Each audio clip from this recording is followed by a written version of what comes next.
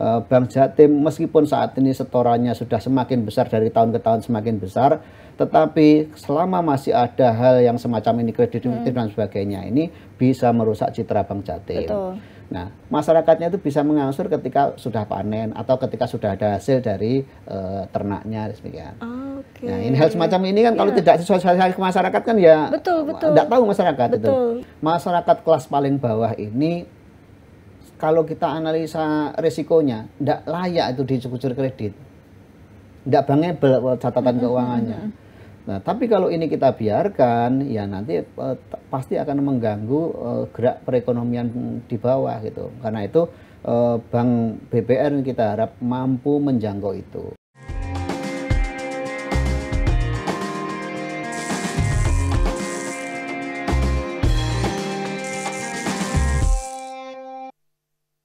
Assalamualaikum warahmatullahi wabarakatuh. Dulur Jawa Timur semua, kembali lagi ya di Jatim Channel Podcast DPRD Provinsi Jawa Timur. Tentunya kita di sini nggak hanya ngobrol aja tapi juga membuka wawasan kita semua.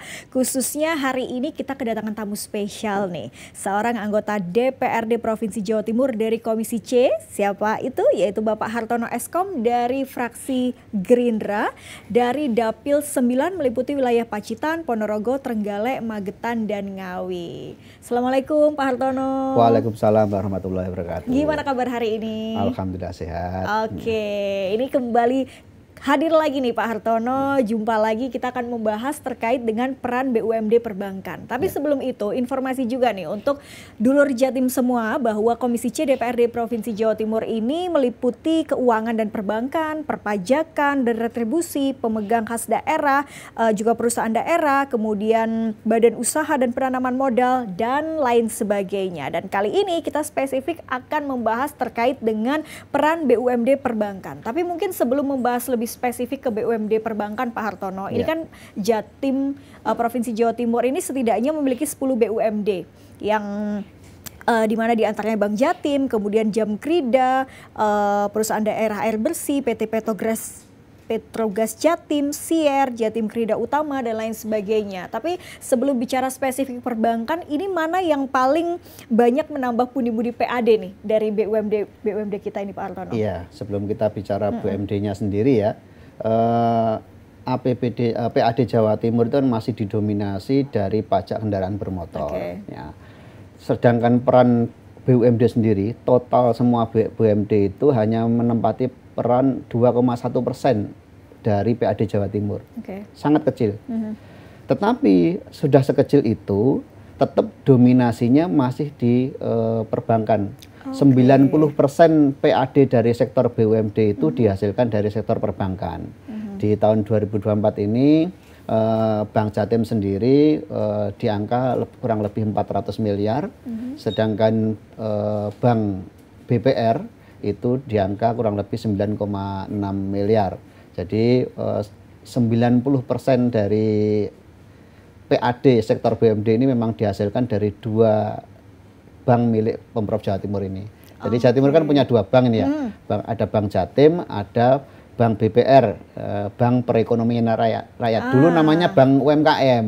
Ya, kemudian menjadi Bank Perkreditan Rakyat. Sekarang per Februari kemarin sudah kita keluarkan perda baru, Bank Perekonomian Rakyat, singkatannya tetap Bank BPR. Ya. Kenapa Pak Hartono kemudian dirubah? Apakah kemudian nanti fokusnya menjadi berbeda dari Bank Perkreditan Rakyat atau hanya sekedar rubah nama saja? Oh, jelas berbeda. Kan ini juga akan memperluas ruang bisnisnya.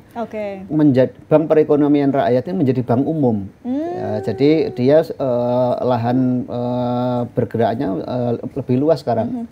Sama seperti dengan Bank Jatim, tetapi kita harapkan nanti peran dari Bank BPR ini berbeda. Kalau Bank Jatim kita harapkan menjadi bank kebanggaan yang mampu bersaing dengan bank daerah maupun bank umum nasional lainnya.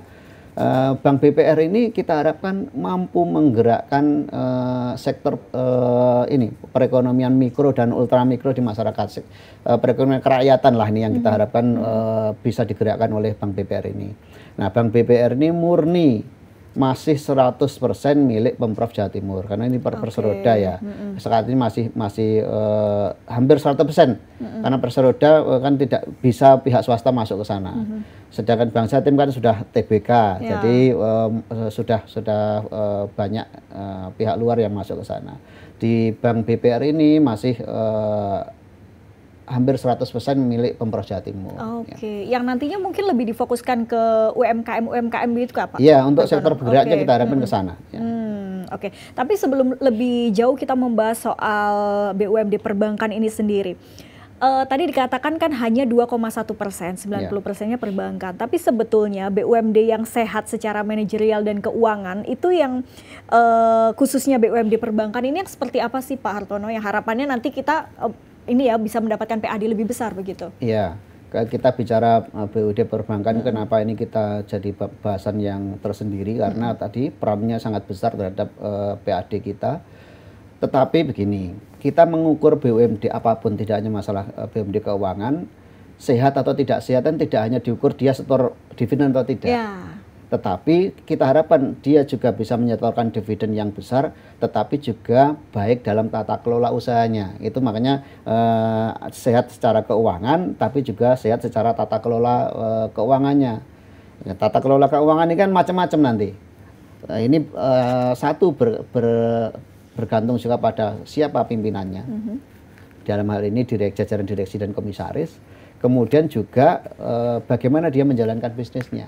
Itu yang kita lihat nanti apakah perusahaan itu dikatakan sehat baik secara manajerial maupun keuangan kita lihat dari sana. Tidak semata-mata dari sektor seberapa besar dividen yang diserahkan. Dan terkait dengan BUMD Jatim ini sendiri kan laba bersih kalau informasi yang saya peroleh ini sekitar 500 miliar. Begitu. Tapi berkaca juga nih Pak, ada kasus seperti kredit fiktif Bank Jatim, ini yang ada di Jakarta, ini nilainya sekitar 569 miliar. Ini artinya kan setoran labanya bisa lebih besar dong Pak ya? Ya harusnya demikian. Jadi makanya tadi di awal kita sampaikan, kita berharap Bank Jatim ini bisa sehat tidak hanya dari sisi keuangan, artinya bisa setor PAD, tetapi juga sehat secara tata kelolanya. Adanya kredit fiktif atau kebocoran kredit ini kan salah satu tolak ukur juga bahwa masih ada tata kelola yang belum pas di sana. Karena itu kita harapkan ke depan Bank Jatim meskipun saat ini setorannya sudah semakin besar dari tahun ke tahun semakin besar, tetapi selama masih ada hal yang semacam ini kredit fiktif dan sebagainya ini bisa merusak citra Bank Jatim. Nah, bisa dilihat tadi dengan tanpa kita melihat apakah ada kredit fiktif atau tidak, setorannya sudah meningkat terus. Apalagi kalau itu tidak ada, pasti akan semakin tinggi setorannya kepada PAD Jawa Timur. Nah, makanya kita berharap betul semua pihak yang ada di dalam jajaran kepengurusan, baik itu direksi maupun komisaris, bisa menjalankan tugas dan fungsinya dengan sebaik-baiknya. Tapi sejauh ini Pak, pengawasan yang dilakukan Komisi C sendiri ya, melihat mungkin di Jawa Timur sendiri deh, ini sudah seperti apa? Apakah memang sudah memenuhi kriteria sehat tadi ya, tidak hanya sekedar dividennya saja yang mungkin meningkat terus, tapi juga tata kelola manajerialnya dan lain sebagainya? Ya semuanya berproses Mbak. Kami di Komisi C ini kan melihat dari luar ya, melihat dari luar, kemudian merespon kondisi di lapangan seperti apa. Kita melihat Bank Jatim memang secara keuangan dari tahun ke tahun semakin baik. Bahkan di antara bank-bank daerah lain, Bank Jatim ini menunjukkan kinerja yang lebih baik daripada bank daerah lainnya. Tetapi adanya kredit fiktif, kemudian kejadian-kejadian yang selama ini masih menciderai kepercayaan masyarakat terhadap Bank Jatim ini kan masih menunjukkan bahwa ada kinerja manajerial yang kurang baik, tata kelola yang kurang baik. Nah ini sumbernya banyak hal. Kita berharap betul salah satu penyebabnya ini kita antisipasinya adalah menentukan pemimpin Bank Jatim yang profesional, mengacu kepada profesionalitas, tidak semata-mata karena kedekatan atau faktor politik. Karena ini bank daerah mau kan faktor politik pasti terlibat di sana. Tapi kita harapkan lah adanya faktor politik atau kedekatan dengan pimpinan itu tidak masalah. Yang penting tetap bisa menjaga profesionalitasnya sebagai bank yang diharapkan mampu bersaing dengan bank umum dan bank nasional lainnya gitu. Tapi juga tadi Bapak mengatakan bahwa ini juga syarat unsur politis begitu ya. Dan kemarin kan juga baru terpilih nih beberapa jajarannya. Kalau Pak Hartono sendiri melihat sudah idealkah? Bicara ideal atau tidak pasti kalau memenuhi keinginan 100% ya enggak. Pastilah ada kok begini, adanya begini, maksudnya begini. Contohnya Komisi C beberapa waktu yang lalu kan kita memberikan rekomendasi kejadian kredit fiktif di Jakarta itu kan bagaimanapun menjadi tanggung jawab dari pimpinan Bank Jatim di pusat. Ya, kita harapkan mereka bertanggung jawab terhadap itu, meskipun mungkin tidak secara langsung ya. Tetapi kenyataannya mereka masih terpilih kembali menjadi pimpinan Bank Jatim sekarang. Itu kan pasti akan mengurangi sedikit loh kok begini ya. Tetapi apapun itu, oke lah itu sudah terpilih dan sudah ditetapkan menjadi nahkoda baru Bank Jatim. Nah, kita harap ke depan ada kinerja yang lebih baik, terutama peran dari komisaris untuk melakukan pengawasan yang lebih ketat agar kejadian-kejadian seperti kredit fiktif di cabang Jakarta kemarin itu tidak terulang kembali. Kami Komisi C siap ikut mengawal, tetapi yang tahu betul kondisi di dalam adalah komisaris yang bisa mengawasi ini. Demikian, Mbak ya. Jadi memang terkait dengan contoh kasus tadi ya Pak, sejauh ini bagaimana upaya dari pihak kejaksaan mungkin untuk benar-benar mengusut tuntas ya kasus ini, kan harapannya tidak terjadi lagi begitu? Ya, kita yang pertama mengapresiasi kinerja APH selama ini yang begitu cepat langsung menetapkan beberapa tersangka di sana dan melakukan pengusutan. Tapi kita sangat berharap proses pengusutan dan penyelidikan ini tidak berhenti atau stagnan. Harus bisa diusut sampai ke akar-akarnya. Tidak hanya orang-orang tertentu yang mungkin dikorbankan, tetapi kita berharap diusut betul sampai tuntas ke akar-akarnya. Karena itu upaya yang bisa dilakukan apa? Kita jelas tidak mungkin mencampuri urusan penegakan hukum ya. Ini yang kita sampaikan terus kita dengungkan saat kita ketemu dengan Bank Jatim sendiri. Juga ini perlu kita terus sounding kepada media agar masyarakat luas pun mengawasi dan tidak lupa bahwa ada sesuatu yang pernah terjadi ini. Sehingga kita harapkan nanti APH untuk segera lebih cepat memproses dan agar orang-orang yang bertanggung jawab terhadap kejadian ini bisa segera mendapatkan hukumannya gitu. Agar lagi-lagi Bank Jatim mendapatkan kepercayaan dari masyarakat secara umum, khususnya masyarakat Jawa Timur gitu. Jadi memang upaya sudah dilakukan dari Komisi C sendiri juga terus mengawal begitu betul, dan melakukan pengawasannya. Pak, kembali lagi ke tadi Bank BPR atau dulu kita kenal dengan Bank UMKM ini ya. Ini kan bagaimana sejauh ini dan mungkin harapan ke depannya potensi untuk membantu para pelaku UMKM di Jawa Timur ini, Pak? Ya, sejak awal bulan Februari 2025 ini kita menetapkan perda baru tentang Bank Perekonomian Rakyat atau Bank BPR ini. Ini perubahannya adalah yang dulunya dari bank perkreditan menjadi bank perekonomian. Ini menjadi bank umum sehingga ruang geraknya menjadi lebih luas. Nah, salah satu yang menjadi sorotan kami dari Komisi C adalah masalah ruang geraknya. Kita sangat berharap pada saat itu Bank BPR bisa memposisikan dirinya sebagai penggerak ekonomi kerakyatan. Nah, kalau Bank Jatim ini kita harapkan bisa bersaing di kalangan atas, ya di kalangan bawah ini kita berharap BPR punya inovasi bisa menembus lapisan paling bawah. Karena di sektor ini jelas kalau kita membandingkan antara Bank Jatim dengan BPR tidak akan bisa apple to apple ya. Betul. Karena sektor kerakyatan ini kosnya pasti sangat tinggi. Nah, salah satu ukurannya adalah beban operasional dan dibandingkan dengan pendapatan operasional. Di Bank Jatim tentu akan lebih kecil daripada Bank BPR. Karena apa? Kos operasionalnya lebih berat di Bank BPR. Karena dia harus diminta untuk menjangkau sampai level paling bawah. Level paling bawah itu satu, butuh SDM yang jumlahnya besar. Kemudian dia juga nanti sarana dan prasarana juga akan lebih banyak manualnya. Karena kan di daerah itu kan banyak kalau kita bicara digitalisasi kan masih banyak belum terjangkau sinyal dan sebagainya. Kita butuh banyak orang yang mampu menjangkau level masyarakat kelas paling bawah. Dan di sana juga, nah ini Bank Jatim dengan sudah menjadi TBK itu kan salah satu tolak ukurnya gini, dia terikat banyak aturan standarisasi perbankan. Nah, padahal masyarakat kelas paling bawah itu kan di kelompok UMKM, mikro maupun ultra mikro ini kan banyak yang usahanya tidak bankable. Sehingga kalau kita lakukan analisa ya nggak lolos dia untuk KUR. Yeah. Nah ini kita harapkan Bank BPR punya inovasi untuk bisa menjangkau itu. Jadi agar masyarakat kita, UMKM-nya itu bisa hidup. Karena kalau dihitung secara standar perbankan nggak layak dia untuk diberikan kucuran kredit.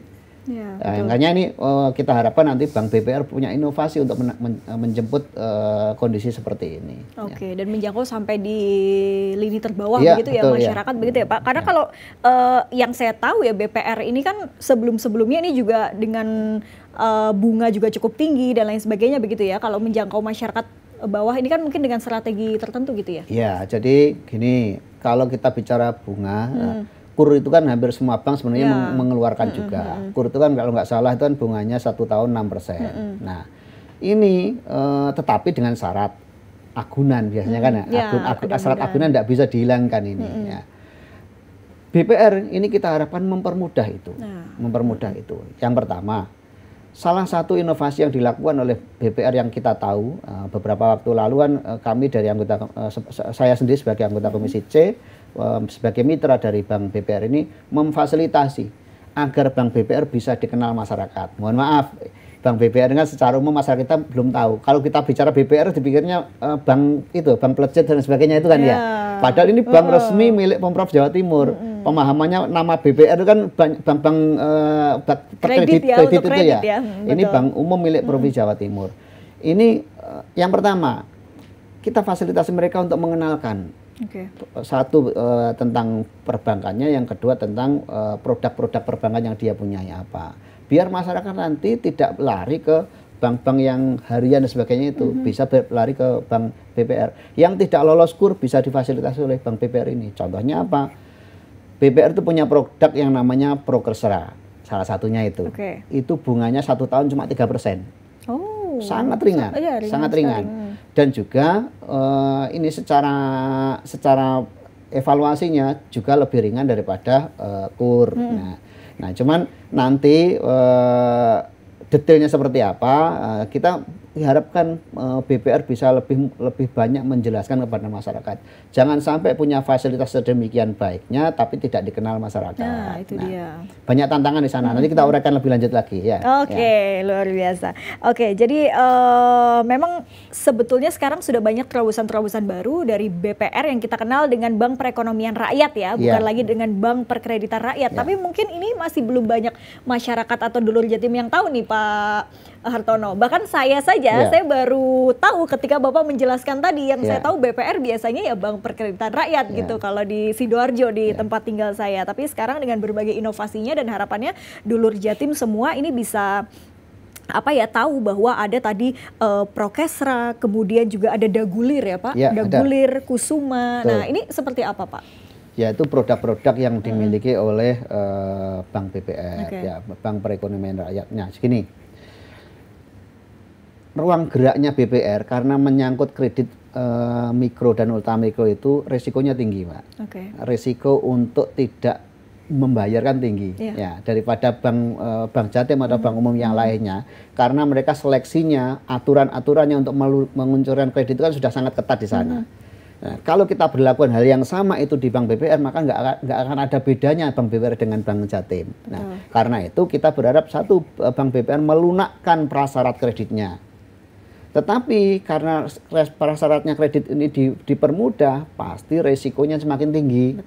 Nah, karena itu kita berharap nanti BPR melakukan inovasi-inovasi. Satu, contohnya ini ya. Kalau kita bicara KUR kan rata-rata atau perbankan yang lain secara umum ketika kita pinjam bulan ini, bulan depan kan nyicil, udah mulai nyicil gitu. Ya. Padahal Kalau kita bicara masyarakat yang paling kecil itu, kita hari ini pinjam, bulan depan itu masih memulai usahanya, belum dapat apa-apa, mau nyicil dari mana itu? Nah ini karena itu kita kemarin saya telusuri dan akhirnya saya tahu ini solusinya. Kita sampaikan ke salah satu kepala cabang dari Bank BPR di Ngawi sana, itu kebetulan dapil saya ya, saya ajak mereka datang. Pak, masyarakat saya itu masyarakat petani, masyarakat kelompok yang mungkin kalau secara penghasilan tidak rutin tiap bulan. Kalau hari ini dia pinjam kemudian bulan depan harus mulai nyicil, maka tidak mampu masyarakat saya. Adakah inovasi dari Bank BPR untuk melayani mereka? Misalkan bayar kalau sudah panen, atau kalau kelompok yang peternak, mungkin kalau ternak kambing, ternak sapi 6 bulan, 8 bulan baru bisa jual, karena kan baru kelihatan hasilnya. Apakah bisa difasilitasi? Bisa ternyata. Jadi tetap tanpa harus mengganggu aturan awal bahwa setiap bulan itu ada pembebanan bunga, tapi secara operasionalnya bagaimana masyarakat nanti membayar angsurannya itu bisa ditata sehingga dia masyarakatnya itu bisa mengangsur ketika sudah panen atau ketika sudah ada hasil dari ternaknya demikian. Nah, ini hal semacam ini kan kalau tidak disosialisasi ke masyarakat kan ya tidak tahu masyarakat itu. Yang terjadi akhirnya karena masyarakat mencari kemudahan, tidak lolos di seleksi kredit KUR, akhirnya mencari kemudahan kredit bank harian, orang bilang bank plecet gitu itu loh, pinjol dan sebagainya, yang akhirnya bukan dapat solusi, malah jadi masalah yang berlarut-larut. Betul. Ini semakin menarik ya, dan juga perlu dipahami juga nih oleh masyarakat. Pak, monggo Pak, kalau mau diminum dulu nih sebelum kita membahas lebih lanjut terkait dengan Bank UMKM atau sekarang Bank Perekonomian Rakyat. Tapi dengan tadi yang Pak Hartono sampaikan, ini juga tantangannya besar bahwa menyasar masyarakat menengah ke bawah begitu untuk usaha-usaha yang mungkin tidak menentu tadi. Artinya kan ini juga BUMD yang satu ini bebannya juga besar, Pak. Dan dengar-dengar juga ini mengajukan dana kurang lebih 500 miliar juga ya Pak untuk bank ini.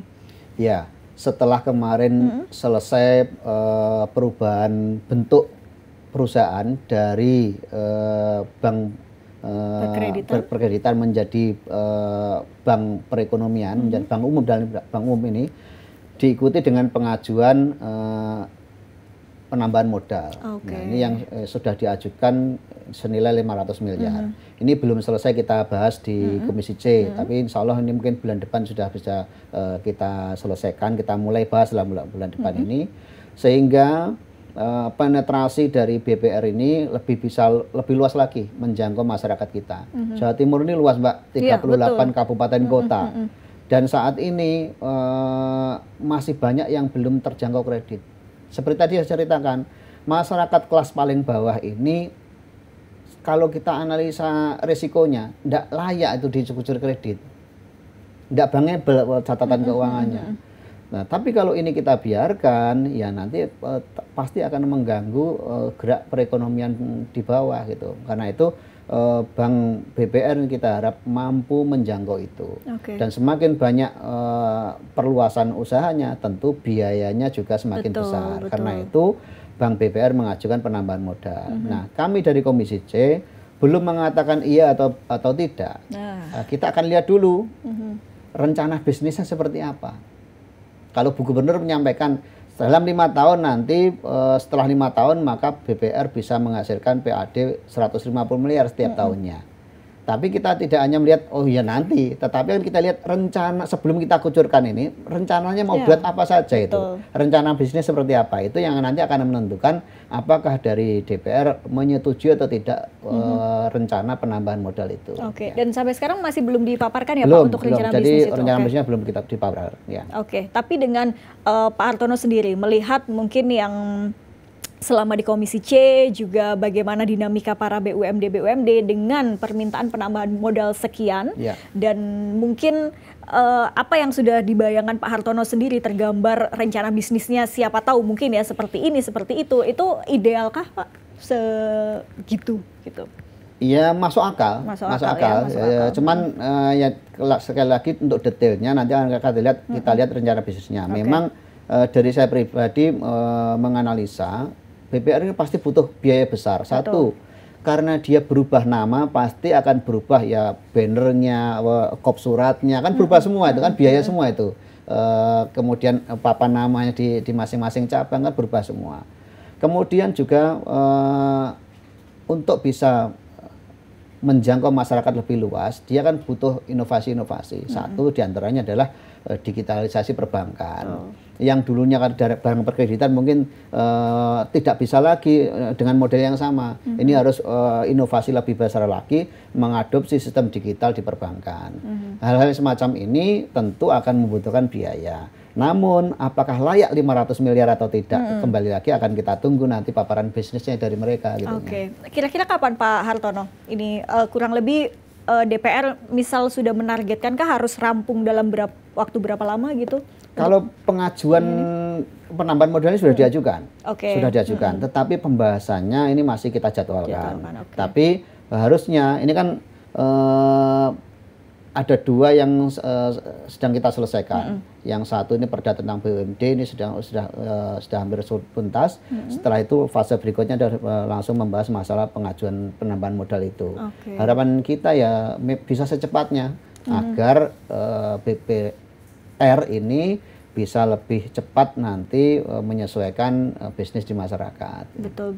Karena kalau dengan berbagai tadi strategi inovasi yang dilakukan ya ini menarik sekali. Maksudnya sangat membantu masyarakat begitu ya Pak, dengan bunga rendah, kemudian dan berbagai lainnya tadi. Dan Pak Hartono juga sampaikan bahwa masih banyak daerah yang belum terjangkau begitu. Yang Bapak tahu selain di dapil Pak Hartono sendiri ya, daerah-daerah yang memang mungkin nanti menjadi prioritas yang harus diperhatikan terlebih dahulu nih untuk masuk BUMD ini? Sebenarnya kalau kita bicara cabangnya, hampir di semua kabupaten kota kan ada. Cuman kan kemampuan daya penetrasinya ke desa, kecamatan itu kan berbeda-beda. Nah, ini yang kita harapkan khususnya di wilayah pertanian, di wilayah yang membutuhkan bantuan kredit ini mereka bisa lebih agresif lagi di sana. Karena bagaimanapun sekarang kan kalau Pak Prabowo kan menyampaikan harus salah satu tugas pokoknya adalah ketahanan pangan ya. Betul. Artinya masyarakat desa yang kita harapkan untuk bisa meningkatkan produktivitasnya. Nah, produktivitas ini tentu membutuhkan biaya. Nah, ini kita harapkan semakin mereka memudah mengakses biaya, mengakses perbankan, mereka juga lebih memudah untuk meningkatkan produksi pangannya. Ya UMKM, pertanian, peternakan semuanya butuh modal. Tetapi itu tadi bisnisnya mereka itu tidak bankable gitu. Itu yang perlu solusi dari kita. Kalau kita biarkan mereka seperti mengalir gitu saja, mereka nggak layak diajar kredit. Nah, ini banyak inovasi yang sebenarnya bisa dilakukan. Misalkan begini, ini contoh aja Mbak ya. Belum tahu apakah ini sudah diterapkan oleh Bank BPR atau belum. Mereka yang memang tidak punya agunan, ya, kan bagaimanapun BPR ini kan masih terikat dengan OJK. Yang namanya pinjaman pasti ada jaminannya, ya, meskipun jaminannya lebih kecil ya. Nah, kalau memang tidak punya agunan, apakah tidak ada sarana lagi untuk bisa mengakses itu? Mestinya bisa. Contohnya bagaimana? Mungkin bisa basisnya komunitas. Kelompok tani A, kelompok tani B. Sehingga pengucurannya bukan per individu tapi per kelompok. Nah, itu kan bisa juga salah satu opsinya. Yang kedua, bisa juga menjadi mitra, menggunakan mitra lokal. Contoh, sekarang kan mulai banyak di kampung itu ada koperasi merah putih ya. Ini kan bisa digandeng itu. Bank BPR atau Bank Jatim menggandeng koperasi Desa Merah Putih. Nah, koperasi Desa Merah Putih yang menyalurkan kredit kepada masyarakat di sana. Karena dia orang lokal, tahu betul yang layak dikasih kredit yang mana kan begitu. Sedangkan Bank Jatim atau Bank BPR resikonya menjadi lebih minim karena dia akadnya dengan koperasinya kan itu. Ini salah satu opsi Pak ya. Jadi apakah ini sudah dijalankan atau belum saya kurang paham karena memang belum ada pendalaman lebih lanjut terkait dengan ruang bisnis mereka. Menarik juga ya Pak. Kalau mungkin ini juga tadi yang Pak Hartono sampaikan berkaca dari KUR kredit usaha rakyat yang sudah ada, kemudian ada berbagai permasalahan itu yang harapannya tidak terjadi di Bank Perekonomian Rakyat, begitu ya. Jadi lalu adakah Pak catatan-catatan lain yang mungkin berkaca dari sebelum-sebelumnya kredit usaha rakyat misalnya, yang harapannya itu tidak terjadi lagi begitu di Bank Perekonomian Rakyat yang disasarkan ke khususnya petani dan lain sebagainya? Iya, jadi sektor bisnis pertanian, peternakan itu sektor bisnis yang tidak menentu. Resikonya sangat tinggi sehingga potensi gagal bayarnya juga sangat tinggi. Nah, karena itu tadi saya menyampaikan resiko yang dihadapi oleh Bank BPR dengan Bank Jatim ini agak beda. Kalau Bank Jatim kan lebih ketat seleksinya sehingga potensi gagal bayarnya lebih minim lah. Sedangkan Bank BPR ini karena menjangkau segmen yang lebih luas, segmen yang lebih majemuk di sana, maka potensi gagal bayarnya akan sangat tinggi di sana. Karena itu kita berharap tadi Bank BPR lebih jeli, mungkin dengan cara bermitra tadi dan sebagainya itu harus menjadi catatan khusus lah ini. Kemudian bagaimana menjangkau masyarakat yang sedemikian luas kan butuh personel yang banyak ini. Bagaimana BPR bisa menjembatani, kemudian memfasilitasi dan mengontrol SDM-nya itu agar bisa menjalankan prosedur dengan baik. Tidak nanti justru mereka yang bermain di bawah kan itu. Nah ini harus ada aturan main yang jelas di Bank BPR agar sasaran atau tujuan yang dia tetapkan di awal itu bisa tercapai sesuai yang diinginkan. Gitu. Termasuk ini ya Pak, yang kalau yang saya tahu ya Pak Hartono, ini kan banyak juga orang yang menggunakan kredit usaha rakyat tapi sebetulnya tidak untuk usaha itu, jadi kayak semacam dipinjamkan karena bunganya kecil. Nah harapannya mungkin itu nanti tidak terjadi ya, atau kayak gimana kalau Pak Hartono lihat? Itu kalau semuanya harus dikendalikan sendiri oleh BPR pasti kan berat gitu. Karena itu saya berharap BPR itu punya mitra lokal, salah satunya tadi Koperasi di Desa Merah Putih atau mungkin ada kelompok-kelompok lain lah. Itu sebagian resiko akan ditanggung oleh mereka kan gitu ya.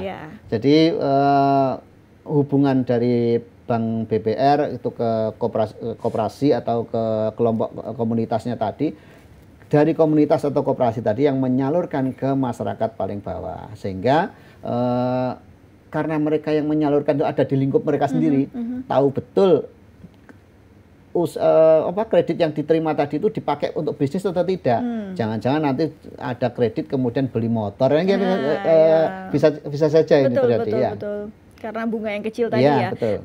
Tapi Pak, ini bank kemudian peralihan ke Bank Perekonomian Rakyat ini berarti di seluruh Indonesia atau Jawa Timur saja?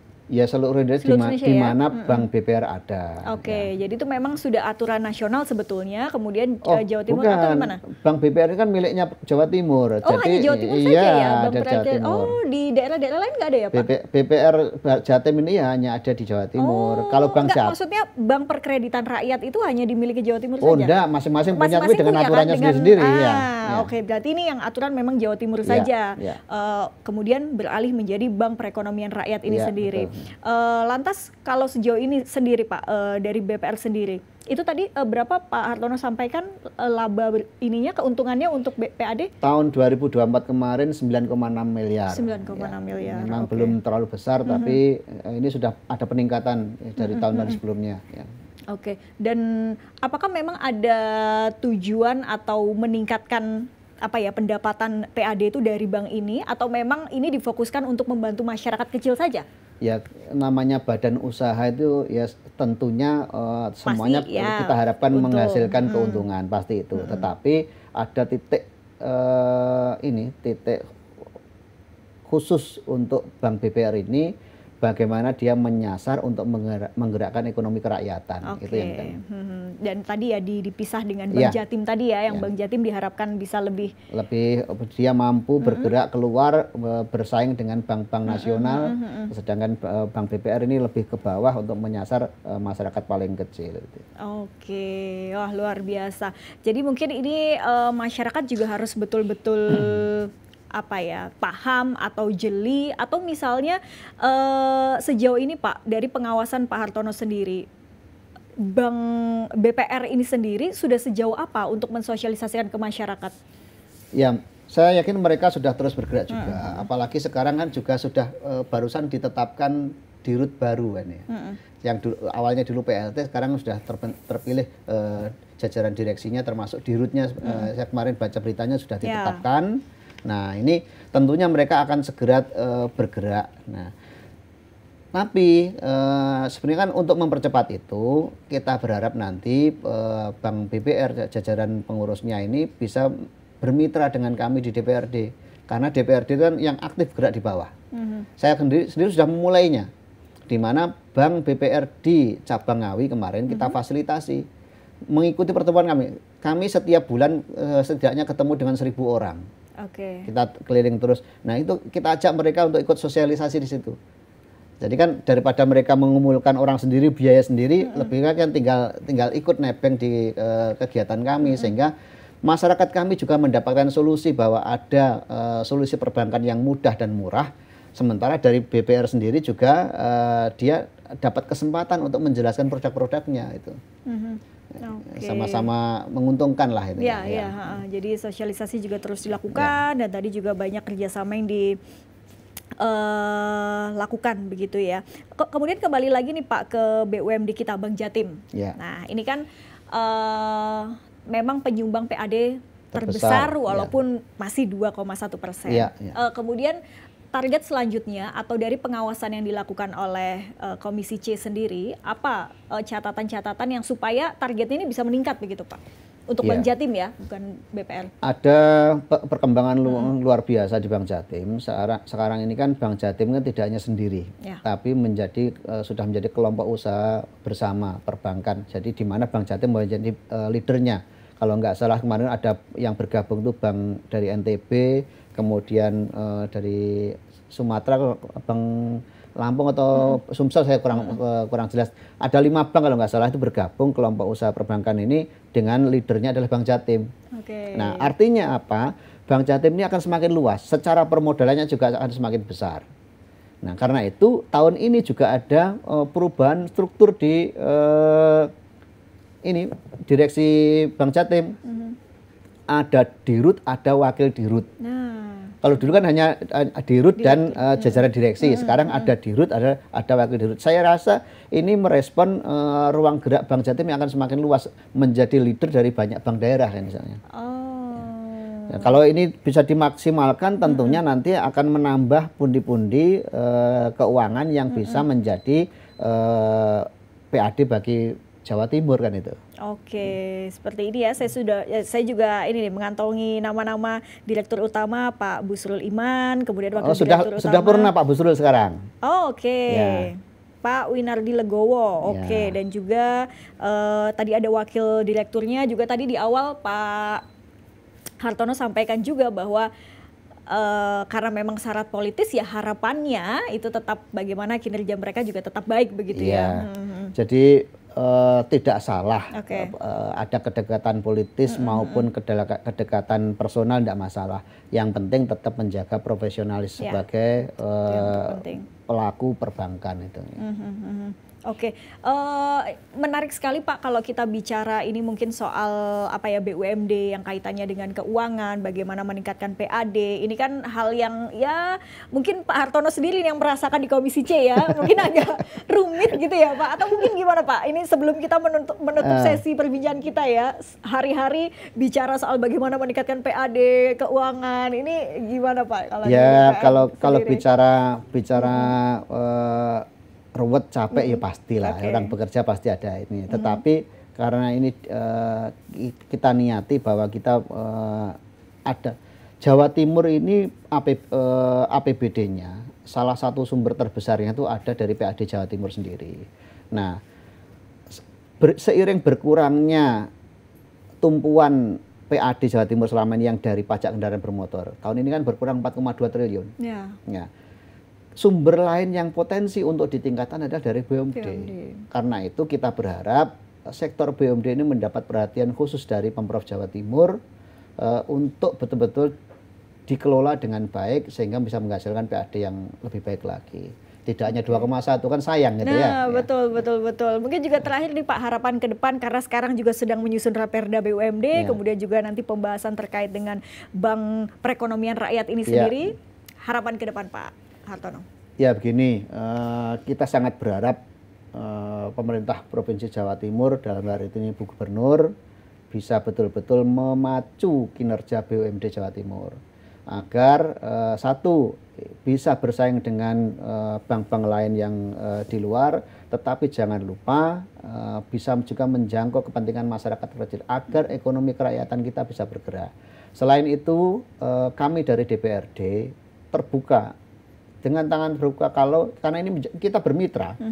Legislatif dengan eksekutif itu bermitra. Perankan kami agar sama-sama ikut mendorong kemajuan Jawa Timur. Masalah BUMD perbankan ini pun saya sendiri sudah memulai dengan memfasilitasi mereka untuk ikut sosialisasi di wilayah kami. Harapan kita sinergi ini terus berjalan, terus bisa meningkatkan kinerja perbankan Jawa Timur sehingga endingnya tetap memperbesar PAD Jawa Timur. Itu aja Mbak ya.